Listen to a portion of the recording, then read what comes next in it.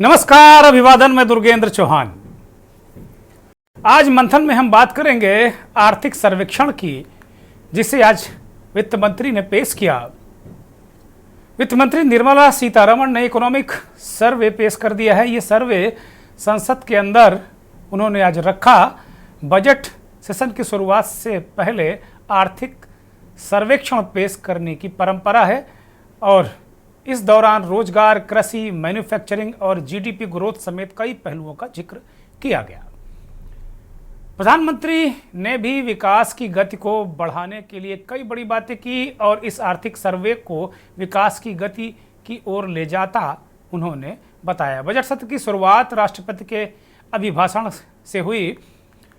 फिलहाल 2025 में प्रवेश करते ही भारत की ग्रामीण अर्थव्यवस्था तेजी से बढ़ रही है, ऐसा राष्ट्रपति ने कहा। आर्थिक सर्वेक्षण 2024-25 यह दर्शाता है कि भारत की आर्थिक आय का 46% आज भी ग्रामीण भारत और कृषि क्षेत्र में आता है। तो कुल मिलाकर अगर देखा जाए तो ये सब सारी चीज़ें हैं और इन सब जो चीज़ों के बीच में राष्ट्रपति के अभिभाषण के बाद एक विवाद खड़ा हुआ, वो ये कि सोनिया गांधी जो कांग्रेस की सांसद हैं, कांग्रेस संसदीय दल के नेता हैं, उन्होंने कह दिया कि बेचारी थकी हुई राष्ट्रपति थी। इसको लेकर भारतीय जनता पार्टी ने ऐतराज़ किया। देश भर में इस बात को लेकर कहा गया कि सोनिया गांधी ने राष्ट्रपति का अपमान किया। बाद में उनकी बेटी प्रियंका गांधी ने ये कहा कि सोनिया गांधी 78 साल की हो गई हैं और उनका मकसद कतई नहीं था, वो राष्ट्रपति महोदया का बहुत सम्मान करती हैं। सफाई दी, डैमेज कंट्रोल की कोशिश की। लेकिन एक चीज़ हमने बड़ी महत्वपूर्ण देखी कि सोनिया गांधी की उस टिप्पणी पर कांग्रेस की तरफ से प्रियंका गांधी ने जरूर ये स्पष्टीकरण और सफाई दी, लेकिन इसके बाद संपूर्ण विपक्ष, चाहे टीएमसी हो, चाहे अन्य दलों के नेता हों, वो राष्ट्रपति के अभिभाषण को निशाना बनाते नजर आए, उस पर आक्रमण करते नजर आए। तो कुल मिला के क्या एक सवाल उठता है कि क्या विपक्षी दल ये तय करके आज आए थे संसद में कि वो राष्ट्रपति के अभिभाषण को निशाना बनाएंगे। टीएमसी के सांसद सौगत राय ने कहा कि ये 2024 का ही कॉपी है, इसमें कुछ नहीं हुआ, इसका मतलब कुछ काम ही नहीं हुआ है, बेकार है, बकवास है जो सर्वे है। चर्चित सांसद कल्याण बनर्जी ने इसे फनी बताया, मजाकिया बताया कि ये तो मजाकिया है। इसी तरीके से कई और सांसदों ने और प्रमुख पार्टियों के नेताओं ने राष्ट्रपति को निशाना बनाने की कोशिश की, जो अच्छी बात नहीं है। तो कुल मिलाकर मंथन में आज हम इसी पर बात करेंगे कि देश का जो गांव गरीब है, मिडिल क्लास है, किसान है, नौजवान है, सहकार है, वो किस दिशा में जा रहा है। मंथन में आज इसी पर चर्चा करेंगे।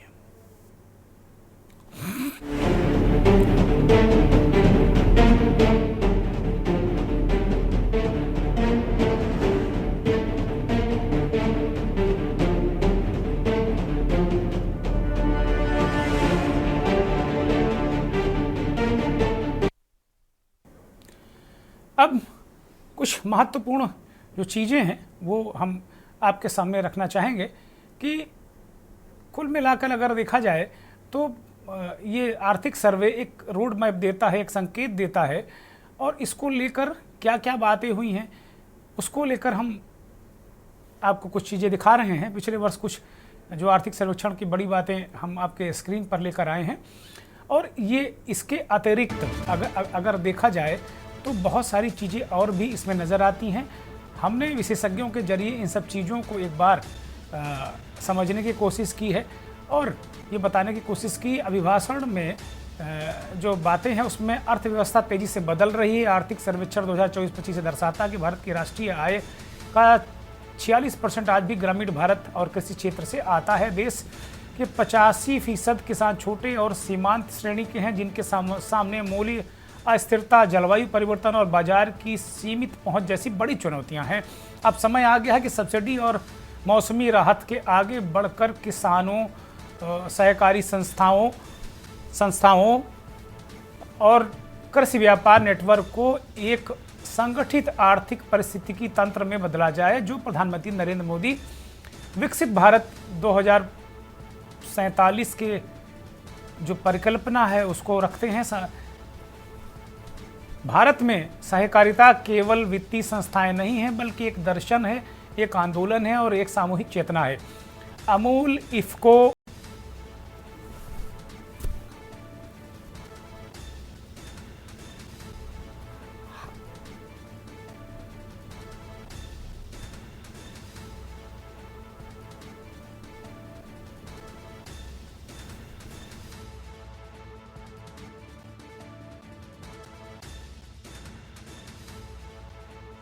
किसान नेतृत्व वाले संगठन न केवल ग्रामीण अर्थव्यवस्था को सशक्त बना सकते हैं बल्कि वैश्विक व्यापार में भी प्रतिस्पर्धा कर सकते हैं। आर्थिक सर्वेक्षण 2024-25 के अनुसार सरकार ने सहकारी समितियों को मजबूत करने के लिए कई महत्वपूर्ण पहल की हैं। 73,000 से अधिक प्राथमिक कृषि ऋण समितियां अब डिजिटल हो चुकी हैं, जिससे किसानों को ऋण और बाजार की सुविधाएं तेजी से मिल रही हैं। कृषि वितरण करीब 20 लाख करोड़ को पार कर गया है और सहकारी और समितियों में जो कुल मिलाकर 14% की वृद्धि देखी गई। भारत के खाद्य प्रसंस्करण निर्यात में भी 23% की वृद्धि हुई है, जो ये इस बात को दर्शाता है कि ग्रामीण उद्योगों में भी बहुत अधिक संभावनाएं हैं। लेकिन केवल यही नहीं रुकना सही होगा, बल्कि जरूरत है पैक्स को और बड़ा करने की, इन्हें सहकारी वस्तु क्षेत्र में बदलने की, जहां किसान केवल फसल उगाने तक सीमित न रहें बल्कि प्रसंस्करण और पैकेजिंग व्यापार में भी भागीदार बने। तो ये कुल मिलाकर ये एक्सपर्ट का जो एक राय है, क्रक्स है, वो हमने आपके सामने रखा है। अब जो सर्वे है उसको पेश करते वक्त राष्ट्रपति जी का अभिभाषण, उसको आप सुनिए और उस पर प्रधानमंत्री ने क्या कहा, बाकी लोगों ने क्या कहा, किस बात को लेकर विवाद हुआ, वो सुनिए। विकसित भारत के निर्माण में किसान, जवान और विज्ञान के साथ ही अनुसंधान का बहुत बड़ा महत्व है। हमारा लक्ष्य भारत को ग्लोबल इनोवेशन पावर हाउस बनाना है। देश के शिक्षण संस्थानों में अनुसंधान को बढ़ावा देने के लिए 50,000 करोड़ रुपया की लागत से अनुसंधान नेशनल रिसर्च फाउंडेशन स्थापित किया गया है। 10,000 करोड़ रुपया के लागत से विज्ञान धारा योजना के तहत विज्ञान एवं प्रौद्योगिकी में इनोवेशन को बढ़ावा दिया जा रहा है। आर्टिफिशियल इंटेलिजेंस के क्षेत्र में भारत के योगदान को आगे बढ़ाते हुए इंडिया एआई मिशन प्रारंभ किया गया है। Boring. No comment.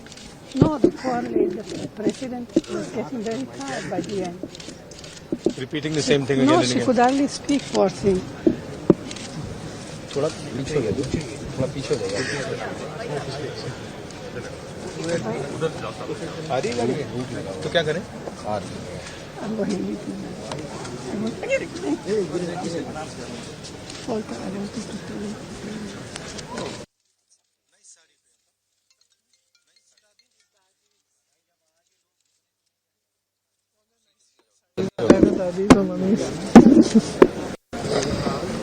What's that?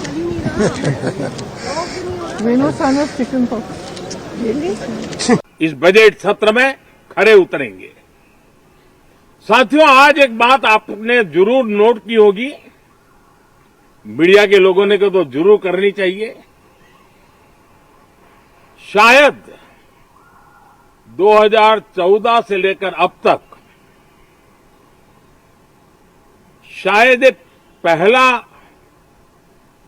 Parliament का सत्र है कि जिसके एक दो दिन पहले कोई विदेशी चिंगारी नहीं प्रगटी है।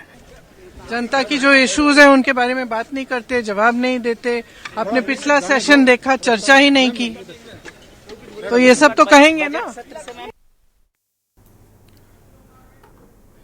तो कुल मिलाकर 2014 के बाद प्रधानमंत्री ने कहा कि 2014 के बाद कोई विदेशी चिंगारी संसद सत्र के ठीक पहले नहीं है। तमाम इस तरह के पेगासस को ले लीजिए या कहीं हिंडनबर्ग को ले लीजिए, इस तरह की चीज़ें आती रही। प्रधानमंत्री ने भी किया और चिंगारी को लेकर आज पॉलिटिकल चिंगारी रही। लेकिन इन सब चीज़ों से इतर आज हम बहुत ठोस चर्चा करने वाले हैं।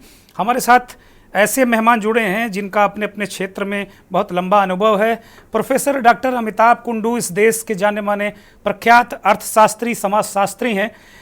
जवाहरलाल नेहरू विश्वविद्यालय के पूर्व प्रोफेसर और डीन हैं और शहरी विकास प्रवासन, असमानता, सामाजिक आर्थिक नीतियाँ, राष्ट्रीय स्तर पर भारत सरकार की विभिन्न समितियों में काम किया है। विदेशी जो अंतर्राष्ट्रीय योगदान है प्रोफेसर कुंडू का यूएनडीपी में, यूनेस्को में है, आईएलओ में है, एडीबी में, वर्ल्ड बैंक जैसी तमाम वैश्विक संस्थाओं में वो शोध और सलाहकार के रूप में उन्होंने काम किया है। शहरीकरण और प्रवासन जैसे विषय पर उनका बहुत लंबा काम है। सांख्यिकी और सामाजिक न्याय पर भी प्रोफेसर कुंडू ने काम किया है। बहुत स्वागत, बहुत धन्यवाद, बहुत आभार प्रोफेसर अमिताभ कुंडू जी। मनीष पांडे सीईओ हैं रिवान केंको के, फार्मा एक कंपनी है। कुल मिलाकर अगर अमिताभ पांडे के बारे में कहा जाए तो एक एंटरप्रेन्योर और जो हॉस्पिटल या कहीं मेडिकल केयर को लेकर बहुत इनकी कंपनी काम करती है और एक जाने माने वो एक्सपर्ट हैं और सीईओ हैं अपनी कंपनी के। प्रमोद कुमार चौधरी अध्यक्ष हैं एग्रो इकोनॉमिक रिसर्च सेंटर नई दिल्ली के। बहुत काम किया है प्रमोद कुमार चौधरी ने भी। और विनोद आनंद, जाना पहचाना नाम इस देश का, सदस्य प्रधानमंत्री हाई पावर कमेटी। और तमाम विनोद जी का भी एक लंबा चौड़ा परिचय है, बीच बीच में जब भी अक्सर हमारे साथ में रहते हैं तो हम उनसे चर्चा करते रहते हैं, उनका परिचय भी देते रहते हैं। हयात उमर साहब वरिष्ठ पत्रकार हैं इस देश के जाने माने, आपका भी बहुत स्वागत है, बहुत धन्यवाद है। तो इतने सारे हमारे साथ मेहमान जुड़े हैं। प्रोफेसर कुंडू से इस चर्चा की शुरुआत करते हैं। प्रोफेसर साहब, आज जो आर्थिक सर्वे को लेकर जिस तरीके से विपक्ष ने रिएक्ट किया, मैं बजट भी कल आ जाएगा उसके बाद ही विपक्ष का रिएक्शन मुझे लगता है यही होगा, लेकिन जिस तरीके से विपक्ष ने रिएक्ट किया कि भाई पिछले बार का ही 24 की ही कॉपी है, फिर राष्ट्रपति को भी आज टारगेट किया विपक्ष ने बहुत चीज़ों को लेकर। तो आज जो आर्थिक सर्वे सामने आया, बीइंग एक्सपर्ट, आप इसे समाज के तौर पर, आर्थिक विकास के तौर पर, शहरों की को देखते हुए इसे आप अपने चश्मे से कैसे देखते हैं प्रोफेसर कुंडू? मैं समझता हूं कि विपक्ष की जो रिएक्शन है उसको हम नज़रअंदाज करें तो ही अच्छा है, क्योंकि ये तो राजनीति में होता ही रहता है। हमारे इस आर्थिक सर्वेक्षण से 2-3 उम्मीदें थीं, मुझे लगता है बहुत बखूबी से वो किया। एक तो ये है कि हमारी आर्थिक विकास का दर क्वार्टर 2 में 2024-25 के दूसरे क्वार्टर में बहुत बुरी तरह गिर गया था और उससे मीडिया में भी काफ़ी चर्चा हुई और अपोजिशन ने तो घेर ही लिया। मुझे लगता है ये बहुत ज़रूरी था ये एक्सप्लेन करना, ये समझाना कि ग्लोबल कॉन्टेक्स्ट में ये कोई बहुत बड़ी बात नहीं है। और दूसरी बात, अगर आप लॉन्ग टर्म पर्सपेक्टिव को देखें तो भी जो क्वार्टर 2 में जो गिरावट आई है, 3.5 हो गया ग्रोथ रेट, वो इतनी चिंता की बात नहीं है। वैसे ये बात सही है कि कोविड के बाद हमारी जो अर्थव्यवस्था में जो ऊंचाई आई है, जो ग्रोथ रेट आया है, वो इस बार पहली बार काफ़ी कम हुआ है। लेकिन उसका जो जवाब दिया है इस आर्थिक सर्वेक्षण में कि आप ग्लोबल ग्रोथ रेट को देखिए 3.5 के आसपास है। ग्लोबल मैन्युफैक्चरिंग सेक्टर को देखिए, वहाँ जो है बहुत तेज़ी से गिरावट आई है, 14% से 2% हो गया है। और हमारे सेकंड क्वार्टर में भी मैन्युफैक्चरिंग सेक्टर में थोड़ी गिरावट तो आई थी, लेकिन वो इतना चिंता की बात नहीं है अगर आप लॉन्ग टर्म पर्सपेक्टिव को देखते हैं जी। एक ये भी था कि क्या एक थीसिस है, प्रीमैच्योर डी इंडस्ट्रियलाइजेशन, क्या मैन्युफैक्चरिंग सेक्टर की गिरावट से पता चलता है कि इंडिया में कोई स्ट्रक्चरल प्रॉब्लम्स आ गया है? आर्थिक सर्वेक्षण ने बताया कि आरबीआई का जो स्टडी है वो बताता है कि ये अगले क्वार्टर में, तीसरे क्वार्टर में भी इसमें सुधार आया है और ओवरऑल ग्रोथ रेट बढ़ा है। मुझे लगता है ये जो बेसिक मुद्दों को जो क्लैरिफिकेशन आया है कि थोड़ी सी चिंता की बात तो जरूर थी, लेकिन इसमें कोई स्ट्रक्चरल प्रॉब्लम नहीं है, लॉन्ग टर्म ग्रोथ में कोई इसमें अफेक्ट नहीं आने वाला है। मुझे लगता है ये बहुत अच्छी तरह समझाया है इस रिपोर्ट में। प्रोफेसर कुंडू, अगर देखें, एक बहुत महत्वपूर्ण बात आपने रखी कि भाई अभी जिस तरीके से है तौबा मचा हुआ है और विपक्ष बार बार गिर रहा है, उससे जब अगर विश्व के परिप्रेक्ष्य में देखें या वैश्विक नज़रिए से उसको देखें तो दुनिया के तमाम देशों में इस तरीके की चीज़ें हो रही हैं, उनके मुकाबले हम बहुत बेहतर स्थिति में हैं। तो अब देश की ग्रोथ को, चाहे शहरी सेक्टर हो, चाहे ग्रामीण सेक्टर हो, और ख़ासतौर पर जो कृषि हमारा मूल आधार होता है, उसको आप कहाँ अभी देख पा रहे हैं इस सर्वे के नज़रिए से, जरिए से अगर देखें तो? देखिए, इस सर्वे की शुरुआत है एक ग्लोबल ओवरव्यू करते हुए जी, और अगर आप 30 यूरोपियन और बाकी विकसित राज्यों को देखें, उसमें से सिर्फ 13 देश ऐसे हैं, 13 कंट्री ऐसे हैं जहां पर मैन्युफैक्चरिंग सेक्टर की परसेंटेज गिरा नहीं है, ग्रोथ रेट गिरा नहीं है, बाकी सब में गिरा है। और ओवरऑल प्रोडक्शन अगर आप देखें मैन्युफैक्चरिंग सेक्टर का, वो मोरलेस कांस्टेंट रहा है। इस सब को ध्यान में रखते हुए मुझे लगता है उतनी अधिक चिंता की बात निश्चित रूप से नहीं है। और सबसे बड़ी बात यह है कि इस क्वार्टर में जब गिरावट आई, सेकंड क्वार्टर में जो अक्टूबर नवंबर दिसंबर के पहले वाला जो क्वार्टर में, उसमें जो गिरावट आई है उसमें सुधार हुआ है। आरबीआई का जो रिसेंट रिपोर्ट है वो कहता है कि मैन्युफैक्चरिंग सेक्टर में ग्रोथ हुआ है। और उससे भी इंपॉर्टेंट बात यह है कि एग्रीकल्चर सेक्टर का ग्रोथ जो है पिछले क्वार्टर की तुलना में भी अधिक रहा है। ऐसी सिचुएशन में जबकि ओवरऑल ग्रोथ रेट आपका क्वार्टर में 3.5 हो गया है, जी। कृषि में जो है वो पिछले साल की तुलना में अच्छा ग्रोथ हुआ है। और जैसे आपने बताया कि भारत की जो आबादी है वो लार्जली कृषि पर निर्भर करता है। एग्रेरियन इकोनॉमी का जो परसेंटेज है, मैं देख रहा था जब से मैं जवाहरलाल नेहरू यूनिवर्सिटी में पढ़ा रहा हूँ, तो कृषि का जो शेयर जो है वो गिरता ही चला जाता था। लेकिन पिछले 2 साल से मैं देख रहा हूं कि कृषि का शेयर जीडीपी में बढ़ा है। इसका मतलब यह है कृषि पर अगर जोर है, इंफ्रास्ट्रक्चर पर अगर जोर है, उससे जो है कृषि को जो मदद मिल रही है वो निश्चित रूप से सराहनीय है। और कृषि का जो ग्रोथ रेट अभी कोई चिंतनीय नहीं है, इसमें सुधार हुआ है। ये भी मुझे लगता है देश के लिए अच्छी खबर है। बहुत महत्वपूर्ण बात, धन्यवाद प्रोफेसर कुंडू, आप लगातार मेरे साथ बने रहिए। बड़ी महत्वपूर्ण बात और बहुत ओपनिंग कमेंट, बहुत अच्छी तरीके से प्रोफेसर कुंडू ने इस देश को समझाया है कि हमारी अर्थव्यवस्था कहाँ जा रही है। और एक बात बड़ी महत्वपूर्ण कही उन्होंने कि पिछले 2 साल में जब भी हम बजट को देखते तो जीडीपी में जो कृषि का, एग्रीकल्चर का जो शेयर है वो लगातार गिरता था, लेकिन 2 सालों से रिफ्लेक्ट कर रहा है। तो गांव, गरीब, किसान, नौजवान, मजदूर, इन सब के लिए एक अच्छी खबर है, खुशी का ये संदेश है। विनोद आनंद एमएसपी कमेटी जो प्रधानमंत्री जी ने बनाई हाई पावर कमेटी, उसके सदस्य हैं, सीएनआरआई में बहुत काम करते हैं और तमाम सहकारिता को लेकर एक नया आंदोलन विनोद आनंद इस देश में खड़ा कर रहे हैं। आने वाले वर्षों में वो आंदोलन जब थोड़ा और बड़ा होगा तो उसका लाभ भी इस देश के किसानों को मिलेगा, सहकार में जुड़े लोगों को मिलेगा। विनोद आनंद, आपकी तरफ रुख कर रहा हूँ मैं। अभी कृषि और सहकारिता को लेकर प्रोफेसर कुंडू ने कुछ इशारे किए, कुछ चीज़ों को समझाने की कोशिश की। आपका नज़रिया इस पूरे जो सर्वे है इसको लेकर क्या है, विनोद जी?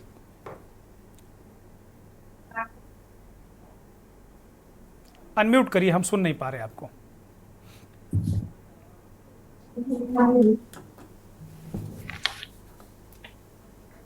विनोद जी, आप ऑडिबल नहीं हैं, कृपया विनोद जी का ऑडियो ठीक किया जाए। अनम्यूट करिए विनोद जी। आवाज आ रही है मेरी? हाँ, अब बिल्कुल बुलंद आवाज आ रही है, बोलिए। जी जी। पहली बार इतनी खामोश देखा आपको मैंने। मैं तो जी। मैं आपको आमंत्रित करूंगा, आप चलिए गांव की ओर। ये जी। जय किसान जय सहकार और पूर्णतः जय हिंद वाला बजट है। जी। हम पूरे तरीके से कह सकते हैं, जहां एक तरफ जैसे कि अभी बताया सर ने कि यूरोप में एक अनएक्सपेक्टेड स्लो डाउन है, पूरी दुनिया में एक त्राहिमाम मची हुई है। कई अर्थशास्त्रियों ने कई प्रकार की रिपोर्टें दी है। यूरोप का जो हब था जर्मनी, वहाँ का मैन्युफैक्चरिंग सबसे लो लेवल पे है। डिमांड वहाँ पे कई तो बड़ी बड़े प्लांट्स बंद हो गए। दूसरी तरफ हमारा देश है, कोविड से पूरी दुनिया उठ रही है।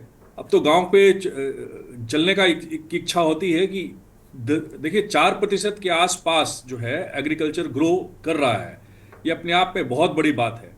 और आंकड़े आपने सारे दिए हैं तो मैं उन आंकड़ों को दोहराना नहीं चाहूँगा, परंतु जो अर्थव्यवस्था बनी हुई थी एक पैक्स से अपेक्स से पैक्स वाली, वो सीधे उल्टी हो गई है। अब वो गांव से ऊपर की तरफ की व्यवस्था जा रही है। गांव में रोबस्ट डिमांड है, 46.5% जैसा आपकी आंकड़ों में आया है कि हमारा जो कंट्रीब्यूशन है गांव एग्रीकल्चर से, वो इसमें जो गांव का कंट्रीब्यूशन उसमें आ रहा है 16% के आसपास कंट्रीब्यूशन उसका है। और सोशल सर्विसेज में खास करके जहां तक जो सामाजिक सेवा का विषय है उसमें 15% का ग्रोथ रेट है। ये अपने आप में बहुत बड़ी बात है। स्वास्थ्य जो गांव की सबसे बड़ी समस्या थी, जिसके लिए लोग शहर की तरफ भागते थे, कर्ज में डूबते थे और तमाम 10 तरह की कर्जों में उलझ जाते थे जी। तो गवर्नमेंट का जो एक्सपेंडिचर हुआ है वो 29% से 48% यानी कि 48% के आसपास हुआ है, ये पहली बार भारत के इतिहास में इतना बड़ा जो इन्वेस्टमेंट हुआ है। जहां तक कि बेरोजगारी की समस्या जिस पे बहुत बवाल काटा जाता है, वो भी अगर सिर्फ पिछले वर्ष को देखा जाए तो उसमें 3.2% की उसमें डिक्लिनेशन हुआ है, यानी कि कमा है।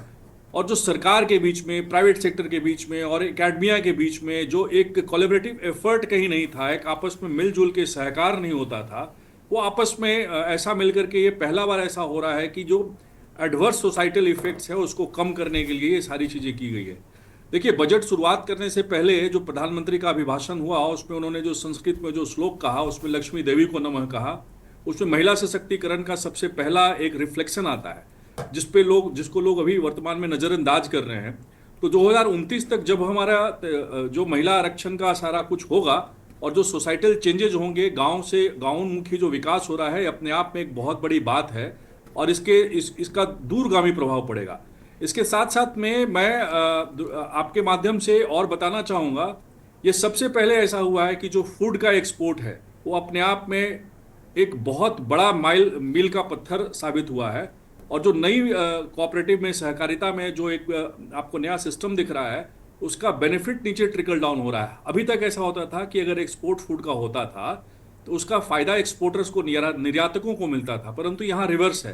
तो एक तरफ आप देखेंगे कि वैसे लोग जो बाजार में जो कृषि की व्यवस्था को गुंजाते थे, वो लोग सारे दुखी हैं। वो कहते हैं कि उनकी कई समस्याएं मैं आप सीधे सीधे इंगित करूंगा, जो कमोडिटी मार्केट के ट्रेडर्स हैं। दूसरी तरफ जो 3 मल्टी स्टेट कोऑपरेटिव बने हैं और जो एक्सपोर्ट हो रहा है, और उस एक्सपोर्ट में जनता की जो भागीदारी है, गांव की जो भागीदारी है, वो अपने आप में एक मील का पत्थर है। सबसे ऊंचे दौर पे हमारा फॉरेन एक्सचेंज रिजर्व जा रहा है, क्योंकि कई वैसे देश जिसके साथ हमारा ट्रेड डेफिसिट नेगेटिव होता था, आज पॉजिटिव होता था, वो नेगेटिव जा रहा है। यानी कि बहुत सारे देश हमारे ऊपर अब डिपेंडेंट हो रहे हैं, ना कि सिर्फ अनाज के लिए बल्कि बहुत सारी अपनी जरूरतों के लिए। जी देखिए, ये एक अपने आप में चिंता का विषय लोगों के लिए, दुनिया के लिए है कि एक तरफ जहां जर्मनी में स्लो डाउन हो रहा है, हमारे यहाँ इंडस्ट्रियल प्रोडक्शन जो है वो आप देखिएगा 5.9% ग्रो हो रहा है। अपने आप में यह एक मील का पत्थर है। जहां कोविड के समय में ये नेगेटिव जा रहा था, आज ये 5.9% ग्रो कर रहा है। तो ओवरऑल जो बजट है, हम तो आपको आमंत्रित करेंगे कि गांव की तरफ चलते हैं। अब शहर में रहना बहुत हो गया, ट्रैफिक में और फंसना, इन चीजों में एक जो हमारा मानवता उलझा हुआ था। तो ये बहुत अच्छा समय है, बहुत अच्छा आर्थिक सर्वेक्षण आया है। और ये आर्थिक सर्वेक्षण ये द्योतक है उन सारी 10 साल की नीतियों का जो प्रधानमंत्री जी ने लिया, और जो गांव की व्यवस्था को ठीक करने के लिए, कृषि की व्यवस्था को ठीक करने के लिए जो इन्वेस्टमेंट उनके तरफ से हुआ, उसके लिए। देखिए, सबसे ज्यादा जो बढ़ोतरी हुई है वो फसलों की खरीदारी में हुई है। ये पहली बार ऐसा हुआ है कि बायो इथेनॉल के प्रोडक्शन से लगभग 1,10,000 करोड़ रुपए को सीधा बेनिफिट किसानों को दिया जा रहा है। और हर कृषि विभाग हो या ग्रामीण विकास विभाग हो या MSME हो, जिसमें इन्वेस्टमेंट हो रहा है, वो उसमें गुणोत्तर वृद्धि हो रही है। पहली बार ऐसा हुआ कि लगातार पिछले आप 7-8 सालों वर्षों में देखेंगे, मोटा मोटी 1 लाख 1.25 लाख करोड़ रुपया एग्रीकल्चर का बजट है। और मैं आपको ये भी बता देना चाहूंगा चौहान साहब कि आपके माध्यम से ये टारगेट लिया गया है कि हम 100% KYC public food distribution system में करेंगे। तो एक बहुत बड़ा करप्शन जो था उसमें, बहुत बड़ा एक वैसा वर्ग उसमें जो कई तरह की समस्याएं होती थी, इस 100% जो KYC जो होगा पब्लिक डिस्ट्रीब्यूशन सिस्टम में, जो कि अपने आप में एक बहुत सारी अपॉर्चुनिटीज को खोलेगा, ना ही सिर्फ गांव के लिए बल्कि आर्थिक व्यवस्था के लिए तो खोलेगा ही, इसके साथ साथ में सहकार और सहकारिता के लिए एक नया मील का पत्थर होगी। और आगे आने वाला समय बड़ा अच्छा है, अभी तो अच्छा चल ही रहा है, अभी और अच्छा होगा। सच में अमृत काल है और विकसित भारत की तरफ हम जा रहे हैं। जी धन्यवाद विनोद जी, आप लगातार बने रहिए। मनीष पांडे रिवा केनको फार्मा के CEO हैं और एंटरप्रेन्योर्स के क्षेत्र में काम करते हैं, और हेल्थ केयर के क्षेत्र में मनीष पांडे का बहुत काम है और तमाम एक एक्सपर्ट के रूप में हमारे साथ जुड़े हुए हैं। मनीष पांडे, अगर इस आर्थिक सर्वे को देखें तो जिन सेक्टरों में आप काम करते हैं, उन सेक्टरों के लिए आप क्या देख पा रहे हैं? पिछले वर्ष की तुलना में इस वर्ष, जैसा कि विपक्ष कह रहा है, सेम ही है, कुछ दिख रहा है आपको? अभी विनोद आनंद ने कहा कि भाई जिस तरीके से हेल्थ सेक्टर की बात उन्होंने की कि भाई 29 से बढ़कर ये 46% हो गया है, काफ़ी उसका कवरेज बढ़ा है, एरिया बढ़ा है, लोगों को सुविधाएं मिली हैं। इन सब के परिप्रेक्ष्य में आप इस जो पूरे सर्वे को किस नज़रिए से देखते हैं? मनीष पांडे।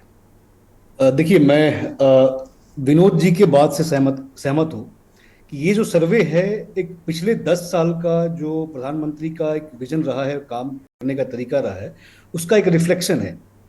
और कहीं ना कहीं उन्हीं की वजह से जो आज फार्मा इंडस्ट्री अगर आप देखें तो तकरीबन जो ग्रोथ है वो उसका टर्नओवर इस साल रहा है 4.17 लाख करोड़।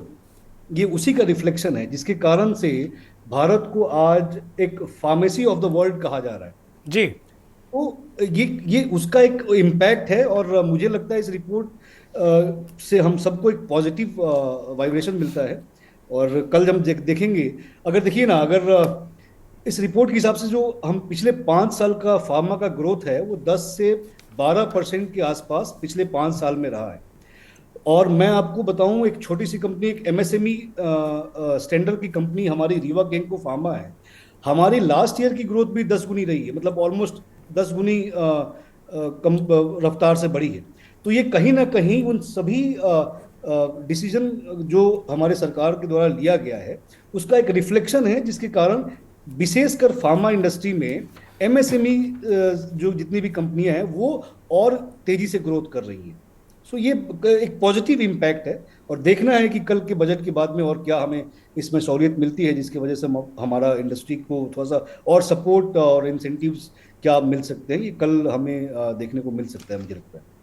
शुक्रिया मनीष पांडे जी, आप लगातार बने रहिए। मुझे एक ब्रेक पर जाने का इशारा हुआ है, मैं एक ब्रेक पर जा रहा हूँ, लेकिन बड़ी अच्छी बात है, फिर ये हल्ला क्यों मचता है? मनीष पांडे कह रहे हैं कि भाई MSME सेक्टर की एक फार्मा कंपनी वो चला रहे हैं और 10 गुना वृद्धि, ये तो अद्भुत है। विनोद आनंद इस बात को तस्दीक कर रहे हैं कि कृषि में बहुत ज़बरदस्त उछाल है, खेती बहुत मजबूत है, GDP का शेयर बढ़ा है।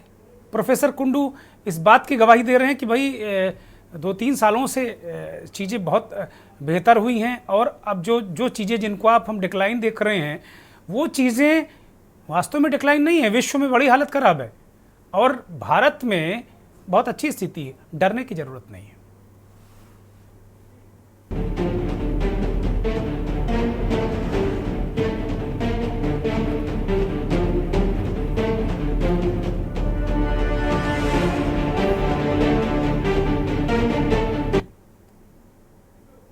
ब्रेक से लौट आए हैं और हमारा कार्यक्रम है सर्वे पेश बढ़ेगा देश। निश्चित तौर पर हर भारतवासी की ही कामना है कि ये देश लगातार बढ़े। ब्रेक से पहले बहुत सारी चर्चाएं हुई आर्थिक सर्वे को लेकर कि किस तरीके से देश जा रहा है, उस पर बहुत सारे एक्सपर्ट हमारे साथ जुड़े हुए हैं। उन्होंने इस बात की गवाही दी, तस्दीक किया कि नहीं, ग्रोथ हो रहा है और जो वैश्विक स्थिति है उससे अगर हम तुलना करें तो हम बहुत बेहतर स्थिति में हैं। बस हमको श्रम करने की ज़रूरत है, सही रास्ते पर जाने की ज़रूरत है। हमारे साथ प्रमोद कुमार चौधरी, अध्यक्ष एग्रो इकोनॉमिक रिसर्च सेंटर नई दिल्ली, जुड़े हुए हैं। प्रमोद कुमार चौधरी भारतीय किसान संघ के थिंक टैंक के रूप में भी काम करते हैं। चौधरी साहब, अगर कृषि की बात करें, जो कुल मिलाकर जो कृषि का जो सेक्टर है, सभी हमारे एक्सपर्ट इस बात को लेकर कह रहे हैं कि भाई कृषि का सेक्टर बहुत तेज़ी से बढ़ रहा है, लेकिन अब हमें और क्या क्या चीज़ें बेहतर हुई हैं और क्या चीज़ें हमें करनी चाहिए, हमें मतलब सरकार को और क्या कदम उठाने चाहिए, और साथ में जो संस्थाएं काम कर रही हैं, जो तमाम चीज़ें हो रही हैं, उसको कैसे बेहतर और किया जा सकता है इस क्षेत्र में? सभी को, यहाँ आए हुए सभी को मेरा बहुत बहुत प्रणाम, नमस्कार, अभिनंदन सभी का। आपका भी बहुत बहुत अभिनंदन जी। नमस्कार। ये अच्छा, एक अच्छे समय के ऊपर आपने ये कार्यक्रम लिया है। कल बजट प्रस्तुत होने जा रहा है, उसके पहले रिपोर्ट भी आ गई है, सर्वेक्षण रिपोर्ट भी आ गई है। बहुत सी बातें जो मैं कहना चाहता था, हमारे विनोद आनंद जी ने बहुत अच्छे तरीके से वो आंकड़े तो रख दिए हैं। अभी हमारे माननीय कुंडू जी भी हमारे बीच है, उन्होंने भी अपने विचार प्रकट किए हैं। एक बात हमें देखना पड़ेगा, आज हम जब ये सर्वेक्षण, केवल अगर सर्वेक्षण की तरफ देखेंगे, वैसे तो मैं कहूंगा कि ये सर्वेक्षण बहुत अच्छे समय पर उन्होंने कर दिया है। जो तरह तरह की बातें होती थी इंटेलेक्चुअल क्लास में भी होती थी, बाकी विपक्ष का तो थोड़ी देर के लिए छोड़ दे, पक्ष विपक्ष तो ये तो डेमोक्रेसी का एक अंग है, वो एक दूसरे का समर्थन विरोध ये सब तो चलता रहेगा, क्योंकि हमारा प्रजातांत्रिक देश है। तो हम उसको थोड़ी देर के लिए हम उसको छोड़ दें, एक तरफ रखते पक्ष विपक्ष। यदि हम देखें तो केवल यहां तक सीमित रह के हम आकलन करना भी योग्य नहीं। ठीक है, सरकार ने अपनी रिपोर्ट जैसी थी प्रस्तुत कर दी, वो अच्छी बात है। माइनस भी है उसमें और प्लस भी है उसमें। एक्सप्लेनेशन जो देना है वो भी आया है उसमें, और जो वास्तविक आंकड़े हैं वो सब दे दिए हैं। ये बहुत अच्छी बात हुई है। मैं इसलिए कहना चाह रहा हूं कि ये समय वैसे ये विपरीत समय चल रहा है, विशेष करके भारत के लिए इतना विपरीत है कि उसका कारण यह है कि हम 140 करोड़ की आबादी को हमको देखते हुए आगे बढ़ना है। हमारी जो सबसे गरीब, जब हम कोई विकास की जब हम बात करते हैं तो हमारे ठेंगड़ी जी ने कहा था इसका मापदंड क्या रहेगा, कि हमारा देश उन्नति कर रहा, मतलब क्या रहा है। तो उन्होंने इसका एक्सप्लेनेशन दिया था कि जो अंतिम सबसे गरीब और सबसे पिछड़ा हुआ सबसे दलित आदमी जो है उसके जीवन में क्या परिवर्तन आया और कितना परिवर्तन आया, ये हमारा मेजरमेंट का एक उसका मापदंड। तो यहाँ देखें तो कितने लोग अंत्योदय की बात कर रहे हैं देशों के पास में नहीं था, और ऐसे विपरीत परिस्थिति में हमारा देश ने संघर्ष करके केवल संघर्ष नहीं किया, बहुत अच्छे से निकाल लिया है इस पूरे परिस्थिति से। हमारी बचत इस समय समझ में आया, पूरे दुनिया को समझ में आया कि बचत का इंपॉर्टेंस क्या है। हर आदमी के पास में जो सहयोगी कर सकते थे, जो कोऑपरेटिव की हम बात करते थे, ये कोऑपरेटिव ठीक है, ये एक शब्द आज भले ही लॉन्च हुआ हो, ये तो हमारे रक्त में, हमारे जीन्स में है हमारे।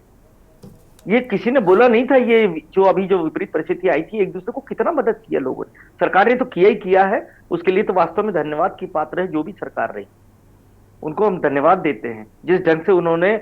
और ये जो छोटे स्केल वाले थे उनको भी पैसा दिया है, जो छोटे मोटे काम करने वाले लोग उनको भी पैसा। ये कोई मजाक बात नहीं है इतने बड़े देश को। और उसके बाद में आर्थिक परिस्थिति फिर भी दुनिया की यदि कंपेयर करें तो हमने उसके बाद भी बचा के रखी हुई है, हम पीछे नहीं है। आज हम जो पीछे यदि दिखाई दे रहे हैं कैलकुलेशन से, कल के हमारा और आज का हमारा, यदि इससे हम कैलकुलेट भी करते हैं तो हमें फिर थोड़ा और पहले भी जाना पड़ेगा। जब हम इन्फ्लेशन की जब बात करते हैं, महंगाई की जब हम बात करते हैं, तो हमारा 13 के पहले क्या स्थिति थी, हमारा क्या रेट रहता था उस समय महंगाई के अंदर।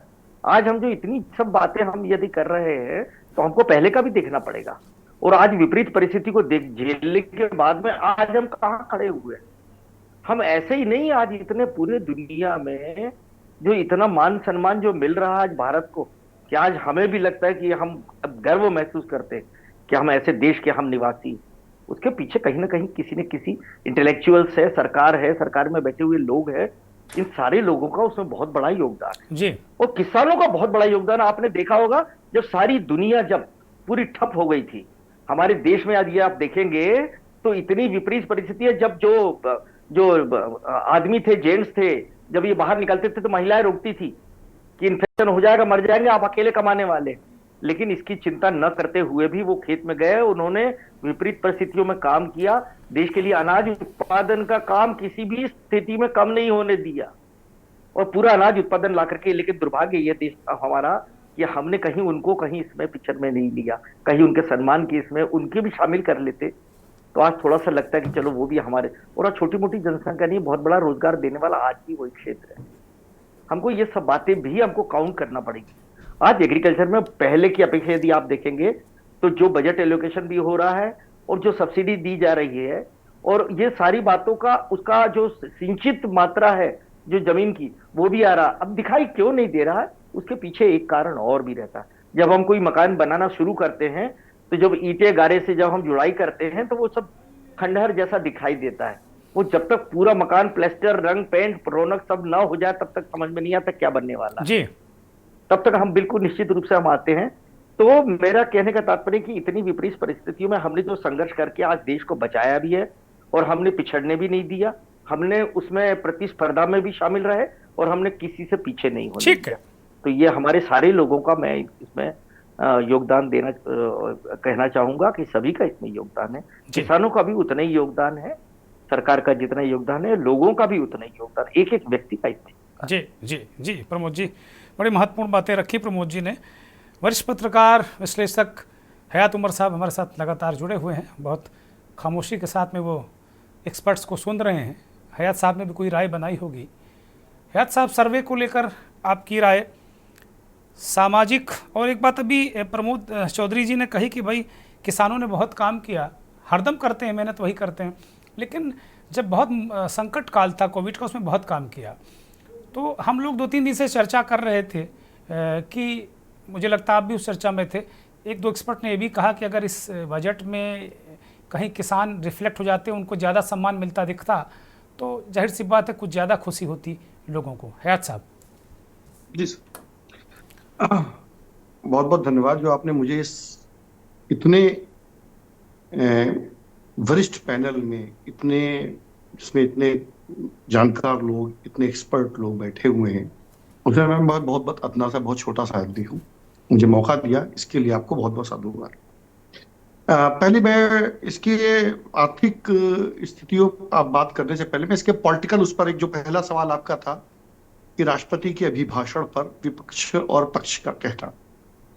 देखिए, आर्थिक सर्वेक्षण बजट से पहले लाने की परंपरा 1951 से ही हो गई थी, पहले बजट से ही हो गई थी, और इसका उद्देश्य केवल इतना होता है कि हमारे देश की वर्तमान आर्थिक स्थिति पिछले 1 वर्ष में क्या रही और अगले 1 वर्ष का हमारे पास क्या प्लानिंग है, क्या तैयारी है, क्या विजन है, इसको लेकर के सरकार अपनी चीजें लेके आती है। इसमें आंकड़े भी होते हैं, इसमें उम्मीदें भी होती हैं, इसमें सरकार का पक्ष भी होता है, सरकार की सफलताएं भी होती हैं और विफलताएं भी होती हैं जो बहुत कहीं अंडरलाइन रहती हैं, छुपी रहती हैं। जहां तक राष्ट्रपति के अभिभाषण के ऊपर टीका टिप्पणी या उसकी बात है, तो राष्ट्रपति देश का, सरकार का संवैधानिक प्रमुख होती हैं, प्रतीकात्मक प्रमुख होती हैं, जो सरकार की तरफ से दिए गए अभिभाषण का पठन करती हैं सदन में। उनका उसमें अपना कोई योगदान नहीं होता, जो सरकार उनको देती है, यही परंपरा रही है। तो अगर राष्ट्रपति के अभिभाषण की कोई आलोचना या कोई टिप्पणी हो रही है, तो वो राष्ट्रपति पर सीधे ना होकर के दरअसल वो सरकार को इंगित करते हुए होती है, क्योंकि राष्ट्रपति सरकार को रिप्रेजेंट कर रही होती हैं और इसके अलावा दूसरी और कोई बात नहीं होती है। तो राष्ट्रपति पे कोई वो निजी आक्षेप या उसको पद को लेकर कोई आक्षेप नहीं होता है। एक तो चीज मैं यहाँ पे सभी लोगों के साथ, मुझे लगता है सब लोग इससे सहमत होंगे। अब दूसरी बात रह जाती है, फिर हम बजट पे आ जाते हैं। देखिए, बजट की तारीफें, बजट की अच्छी बातें बताने के लिए और बाकी चीजें होप बताने के लिए सब लोगों ने इतना चर्चा कर लिया, हम भी उन्हीं सब बातों को रिपीट करें, उससे कोई हमारे दर्शकों को, हमारे श्रोताओं को उसको कुछ मिलने वाला नहीं। लेकिन मैं कुछ बातें यहाँ पे उठाना जरूरी समझता हूं। देखिए, सबसे बड़ी बात हो रही है कि हमारी जीडीपी, हम विश्व में 4थे नंबर की बड़ी अर्थव्यवस्था हैं और जल्दी ही 3रे नंबर की अर्थव्यवस्था बनने की उम्मीद रखते हैं।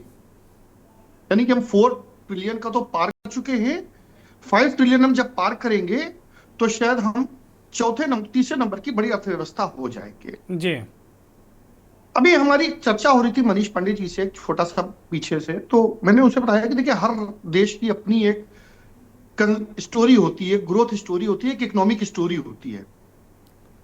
अमेरिका की इकोनॉमिक स्टोरी है डिफेंस एक्सपोर्ट, गल्फ की अपनी इकोनॉमिक स्टोरी है आपका ऑयल, यूरोपियन कंट्रीज की अपनी इकोनॉमिक स्टोरी है प्रोडक्शन, इंडस्ट्रियल प्रोडक्शन, और जापान की अपनी स्टोरी है, सॉरी, चीन की अपनी स्टोरी है मैन्युफैक्चरिंग।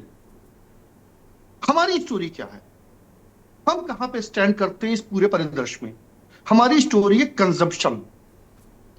140 करोड़ की जो हमारी आबादी है, जिसको अभी तक अभिशाप अभिशाप अभिशाप बताया जाता रहा, वो कहीं ना कहीं एक वरदान बन के साबित हुई और हम विश्व के सबसे बड़े उपभोक्ता, सबसे बड़े बाजार के तौर पे हैं, जहां पे विश्व की सबसे सारी कंपनियां, सारे लोग आना चाहते हैं और अपना माल बेचना चाहते हैं। जी,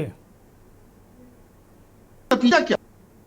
इसका नतीजा क्या व्यापार असंतुलन नहीं है?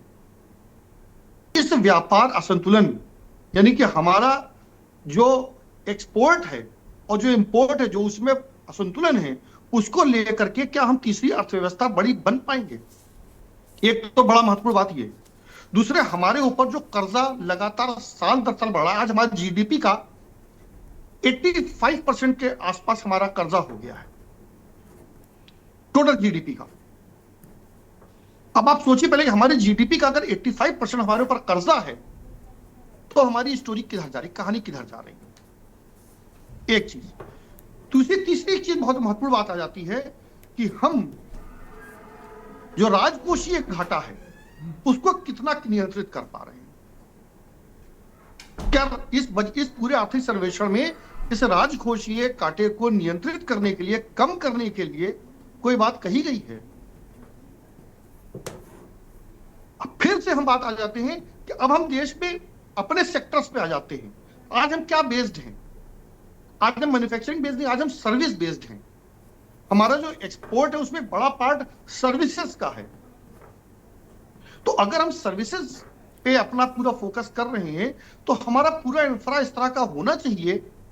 तो क्या हमारे पास इस तरह का इंफ्रा डेवलप करते हैं? हम अपनी जीडीपी का या बजट कह लीजिए, अपने बजट का कितने प्रतिशत हेल्थ पे खर्च कर रहे हैं, कितने परसेंट अपने टेक्निकल एजुकेशन पे करते हैं, कितने परसेंट हम हायर एजुकेशन पे खर्च कर रहे हैं, क्या इस पे चर्चा हो रही है? आज प्रति व्यक्ति आय के तौर पे हम विश्व में कहां खड़े हैं? हम तीसरे ट्रिलियन की इकोनॉमी, तीसरे नंबर की इकोनॉमी होने जा रहे हैं। आप समझिए पहले ये कहानी है क्या? कहानी ये है कि हमें, अगर हम 100 करोड़ रुपए खर्च कर रहे हैं तो हमारी जनता के पास, यानी हम लोगों के पास, हर आदमी के पास 1 रुपए से कम पहुंच रहा है।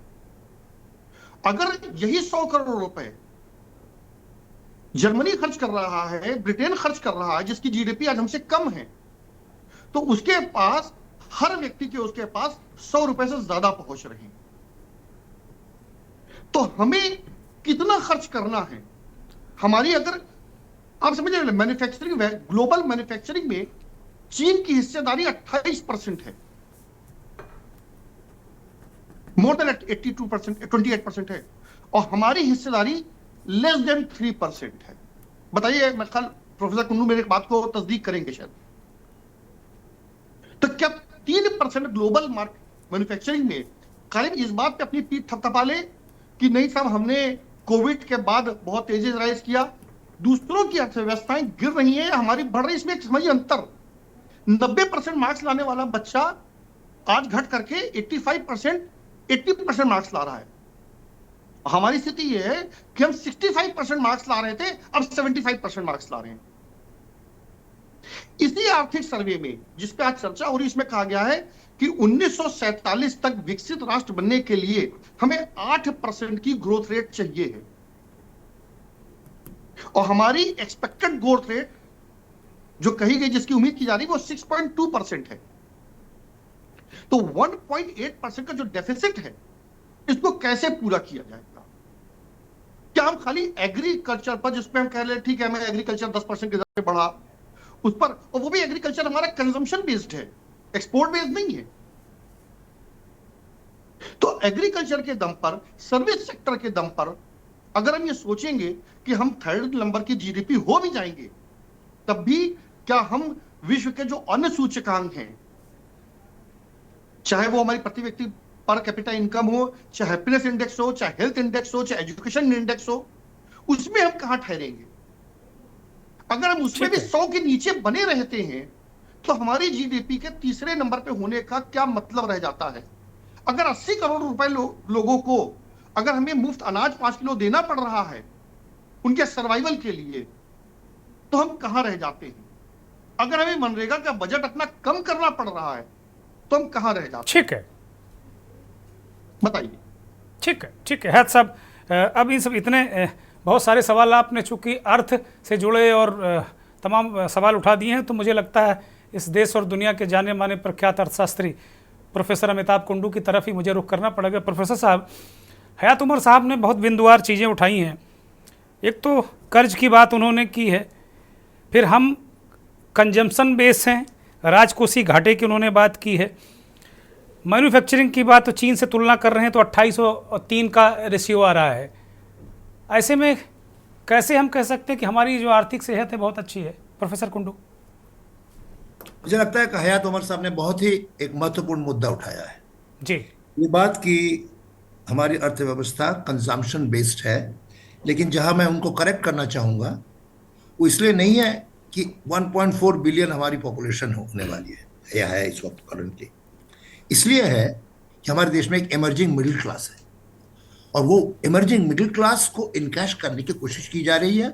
और एशियन डेवलपमेंट बैंक ने ये प्रोजेक्शन दिया है, जो वर्ल्ड बैंक से भी मिलता जुलता एक प्रोजेक्शन है, कि 21वीं सेंचुरी 21वीं सदी एशिया के नाम पर है, 21वीं सदी भारतवर्ष के नाम पर है। और उन्होंने ये दिखाया इस वक्त ग्लोबल मैन्युफैक्चरिंग कंज्यूमर ड्यूरेबल्स का सिर्फ 7% इंडिया में आता है। 2050 में ये शेयर बढ़ के 28% हो जाएगा।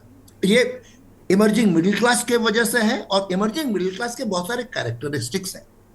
अगर एशियन डेवलपमेंट बैंक, ये मिनिस्टर ऑफ एक्सटर्नल अफेयर्स का नहीं है, मिनिस्टर ऑफ फाइनेंस का नहीं है, वो ये कह रहे हैं कि ये पॉसिबल है कि ये जो 28% जो कंजम्पशन होगा उसका आधे से ज्यादा भारतवर्ष प्रोड्यूस कर सकता है। ये चैलेंज है। हयात उमर साहब ने सही ढंग से हमें बताया कि हमारे यहाँ जो डेमोग्राफिक डिविडेंड है, इमर्जिंग मिडिल क्लास का जो सेविंग कैरेक्टरिस्टिक्स है, उन सबको अगर हम इनकैश कर पाते हैं, अगर हमारे यहाँ जो डिस्पैरिटीज हैं across states between rural and urban areas और in skill formation across upper caste, scheduled tribe, men and women और द डिप्रेस्ड माइनॉरिटी, अगर हम इस इनइक्वालिटी को हम एड्रेस कर पाते हैं तो निश्चित रूप से कोई सवाल ही नहीं उठता कि हमारा जो कंजम्पशन पर जो डिपेंडेंस इस वक्त है ग्लोबल मार्केट पर, वो बना रहेगा। मुझे ये लगता है कि निश्चित रूप से एक सवाल है। एशियन डेवलपमेंट कहता है कि मैंडेटेड नहीं है कि इंडिया वो अचीव कर लेगा कि 28% जो इंपोर्ट हो रहा है उसका बहुत ज्यादा हम प्रोड्यूस कर पाएंगे, लेकिन ये पॉसिबल है। लेकिन अगर चौहान साहब मुझे एक सवाल पूछने का अगर इजाजत दें, प्लीज प्रोफेसर कुंडू प्लीज। कि कृषि का जो विकास का दर तो बहुत अच्छा है। विनोद जी, मैं आपसे यह जानना चाहता हूं कि इन्फ्लेशन मैं समझता हूं बहुत ज्यादा तो नहीं है, ओवरऑल 5-6% है। आज से 2 दशक पहले ये सही बताया कि वो 8-9% था, थोड़ा बढ़ा था अक्टूबर में, अभी थोड़ा दिसंबर तक कम हुआ है। लेकिन मैं ये जानना चाहता हूं कि फूड का जो सीपीआई है वो काफी हाई है, वो 5-6% नहीं है, वो 11% हो गया था, अभी वो 9% हुआ है। मैं पैनलिस्ट से ये पूछना चाहता हूं कि ये जो कृषि का जो विकास हुआ है उसके साथ साथ फूड प्राइसेस भी बढ़ा है, तो क्या हम ये जान लें कि इस फूड प्राइसेस को जो बेनिफिट है वो कोऑपरेटिव के जरिए या इंस्टीट्यूशनल चेंज के जरिए गरीब किसानों तक पहुंच पा रहा है? ये मेरा सवाल है कि मुझे बताएं कि क्या ये बेनिफिट जो है क्या गरीब किसानों पर पहुंच रहा है, क्योंकि टर्म्स ऑफ ट्रेड एग्रीकल्चर के फेवर में क्या है। एक तो ये है, और छोटा सा दूसरा सवाल मैं बताऊं, रोजगार के मामले में कह रहे हैं कि रोजगार में अनएम्प्लॉयमेंट में बहुत गिरावट आई है, इसमें कोई शुबा नहीं है। सारे आंकड़े बताते हैं कि हमारे यहाँ बेरोजगारी कम हो रही है, लेकिन हमें देखना पड़ेगा कि नेशनल सैंपल सर्वे ये कहता है कि होम बेस्ड एक्टिविटीज बढ़ी है, जो अनपेड फैमिली लेबर है उसको भी हम लोग एम्प्लॉयमेंट में मानते हैं। तो क्या हम उनको कुछ डिसेंट एम्प्लॉयमेंट की तरफ ले जाने के लिए क्या बजट से कुछ उम्मीद रखें? क्योंकि मुझे लगता है रोजगार और से इज नॉट ए प्रॉब्लम, क्योंकि बेरोजगारी जो है वो अफोर्डेबिलिटी का सवाल है। Middle class upper class afford कर सकता है बेरोजगारी, गरीब अफोर्ड नहीं कर सकता। लेकिन डिसेंट एम्प्लॉयमेंट के लिए क्या ये बजट में हम उम्मीद करें कि जो हाउस होल्ड बेस्ड एक्टिविटीज है उनको हम जरा डिसेंट एम्प्लॉयमेंट में फॉर्मलाइज तरीके से ला सके? ये मेरा पैनलिस्ट से सवाल है। विनोद जी एड्रेस करेंगे। प्रोफेसर कुंडू ने बड़ी शानदार तरीके से ये सवाल उठाया, बड़ा वाजिब सवाल है। बिल्कुल, हयात जी ने बहुत जो प्रश्न उठाया है, तो सबसे पहले मैं वहां से जवाब देना शुरू करूं, फिर मैं अपने कुंदू सर के प्रश्नों के उत्तर का देने का प्रयास करूंगा। देखिए क्या है चौहान साहब की जो सबसे बड़ी समस्या ये है कि आज की तारीख में अभी जो टीवी पे डिबेट हो रहा होगा, बहुत कम जगहों पे आर्थिक सर्वेक्षण के बारे में, कृषि से संबंधित विषयों के बारे में चर्चा हो रही होगी। जी बिल्कुल ठीक है। एक दुनिया ऐसी बनी हुई है, एक मीडिया का जो कंट्रीब्यूशन है वो उसको आंका नहीं गया विकसित भारत को बनाने में, और अभी तक 1951 में जो आर्थिक सर्वेक्षण आया था वो 8 पन्ने का आया था। आज की तारीख में जो आर्थिक सर्वेक्षण आया है वो लगभग 350 पेजेस का है। चाइना आर्थिक सर्वेक्षण प्रोड्यूस नहीं करता है, और विश्व के कई वैसे देश जो मार्क्सवादी हैं और जो कम्युनिज्म थॉट के हैं वो अपना डेटा पब्लिक नहीं करते। और अगर इतना ही चाइना से ज़्यादा अच्छा अर्थव्यवस्था वहाँ की बनी हुई है तो वहाँ की जो समस्याएं हैं वो सर्वविदित है, मैं उस पर नहीं जाऊँगा। तो देखिए क्या है, मैं आपको समस्या का मूल बताता हूँ। इंडस्ट्रियल प्रोडक्शन IIP है, एग्रीकल्चर का प्रोडक्शन क्यों नहीं है, एग्रीकल्चर का इंडस्ट्रियल प्रोडक्शन क्यों नहीं है?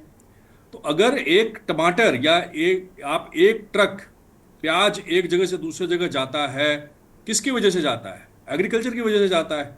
उसका प्रोडक्शन उसका जो आंकड़ा है, काउंट किस में होगा? इंडस्ट्रीज में होगा। तो एग्रीकल्चर को ठीक से अकाउंट नहीं करने की एक जिम्मेवारी है जी, वो वर्ल्ड बैंक ने ली हुई है। भारत के फिजिकल करेक्शंस को, भारत को डिपेंडेंट करके रखना है। क्या करना है? रिस्क एनालिसिस करनी है, फिजिकली इंडिसिप्लिन रखना है। और अपने आप तो अपने आंकड़े देखें, वो जो विकसित देश हैं वो अपना आंकड़ा देखें कि उनका फिजिकल स्टेटस क्या है। तो ये जो रिटॉरिक है, ये जो नैरेटिव है, इसको मैं बड़े सिरे से खारिज करता हूँ। सबसे पहले बात तो ये है। तो जितने भी रिटॉरिक्स इसको ले करके हैं जो बनाए गए हैं अब तक, वो सब धाराशायी तो कोविड के समय हो गए, जब ना चाहने के बाद भी उपनिवेशवाद हमारे यहाँ नहीं आया और दुनिया को हमने दिखा दिया। रही बात लोगों को भोजन देने की, देखिए हम लोगों को भोजन देने वाले कौन होते हैं? लेकिन जब हमारा यहाँ प्रोडक्शन हो रहा है तो प्रोडक्शन हम समुद्र में क्यों सड़ाएं, उसको फेंके क्यों? तो एक व्यवस्था बनाई गई कि जैसा कि सबसे पहले जो आखिरी आदमी है उसको दिक्कत ना हो। दत्तोपंत ठेंगड़ी जी का जो सपना था और जो ग्राम स्वराज की बात करते थे, जो नेताजी सुभाष चंद्र बोस ने कहा था तब जब वो कांग्रेस के अध्यक्ष थे, तब मतलब मैं उस समय की बात कर रहा हूँ, INA बनाने की बात नहीं है। तो उन सब का जो सपना था उसमें ये था।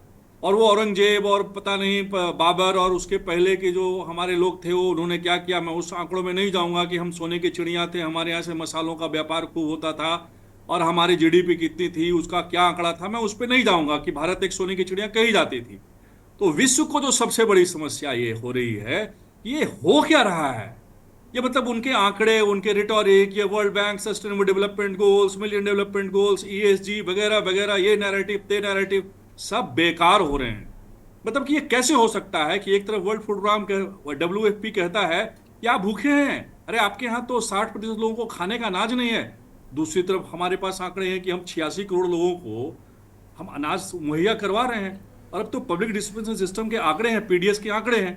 तो ये जो एक बाजीगरी है आंकड़ों की, जो एक रिटोरिक पैदा किया जा रहा है, हमको थोड़ा उसको आत्मसात करना होगा, सर्वेक्षण के सहारे उसको आईना दिखाना। विनोद जी, प्रोफेसर कुंडू का जो मूल सवाल है उसका जवाब दे दीजिए। सर का जवाब, प्रश्न मूल सवाल वो बड़ा अहम सवाल है कि महंगाई बढ़ रही है, लोअर मिडिल क्लास मर रहा है, सब्जी अभी थोड़ी सस्ती हुई है, वो पैसा किसकी जेब में जा रहा है, वो पूछ रहे हैं। वो देखिए क्या है कि आज की तारीख में हम 3 लाख करोड़ रुपया मोटा मोटी GST हम लेते हैं, मतलब कि हम इकट्ठा करते हैं।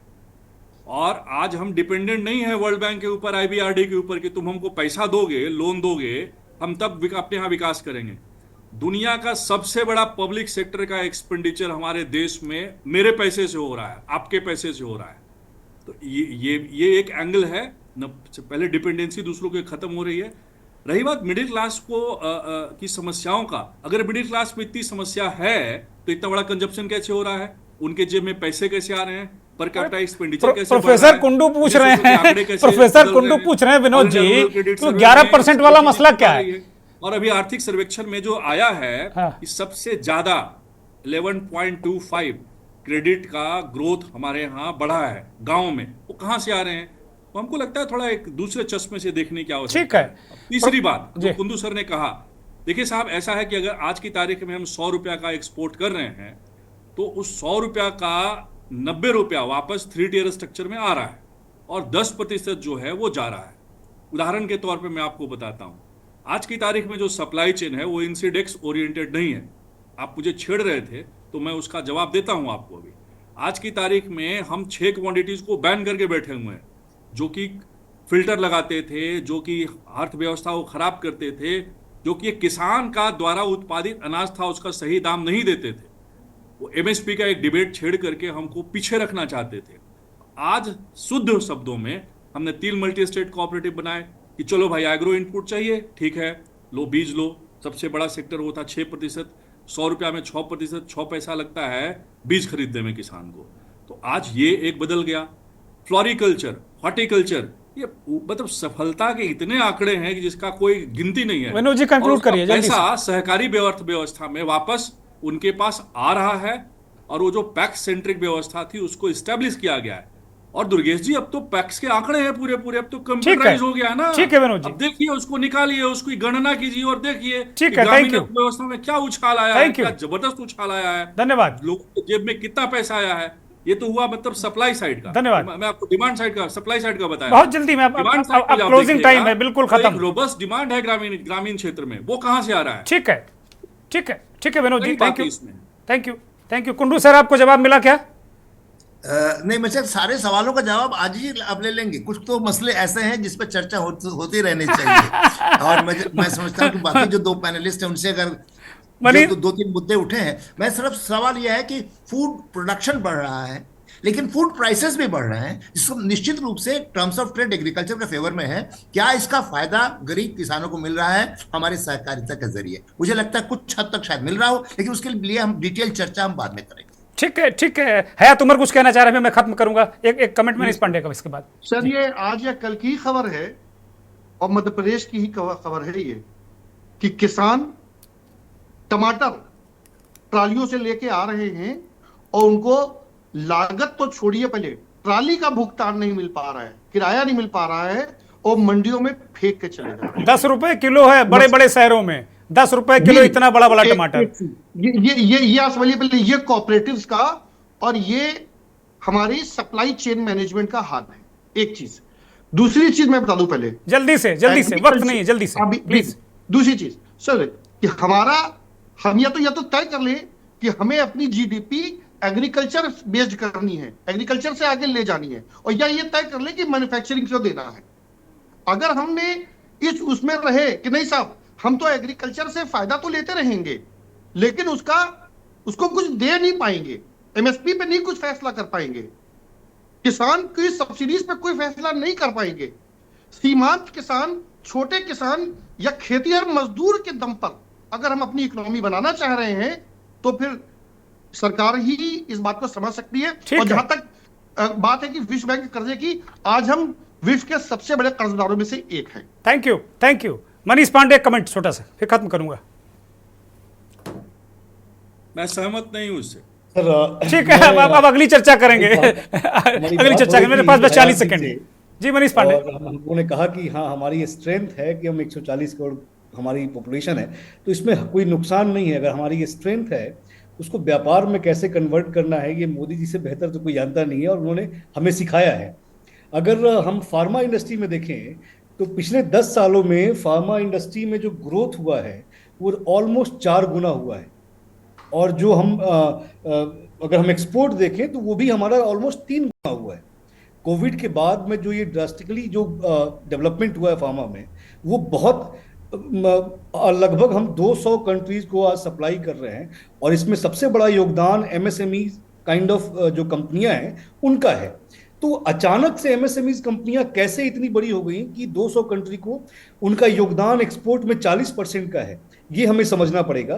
कहीं ना कहीं ये 10 साल का जो हमारे को एक फीडिंग हुई और हमें एक इंसेंटिव मिला, हमें एक प्रोत्साहन मिला, जिसके कारण ये एमएसएमई कंपनियां इतनी बड़ी हुई और एक्सपोर्ट में 40% का योगदान रख रही हैं। तो ये हमें इन सब बातों को विनोद जी के बात से समझ हो कि हमें एक दूसरे चश्मे से इसको देखने की आवश्यकता है। तो ये है हमारे। बहुत शुक्रिया। अब आगे वक्त इजाजत नहीं देता। डॉक्टर प्रोफेसर अमिताभ कुंडू आपका धन्यवाद, विनोद आनंद, मनीष पांडे, प्रमोद कुमार चौधरी, हयात उमर साहब और तमाम उन दर्शकों का जिन्होंने बहुत गंभीर चर्चा थी और फैक्ट के साथ साथ में जो समाज में जो कुछ घट रहा है, इतने शानदार विशेषज्ञ एक्सपर्ट इस कार्यक्रम में थे। दर्शकों को बहुत आनंद आया होगा, बहुत सारी जानकारियाँ मिली होंगी। वास्तव में हम सब का जो मकसद है यही है कि देश तरक्की करे, चर्चा हो और चर्चा से ही बहुत सारे रास्ते निकलते हैं। नमस्कार।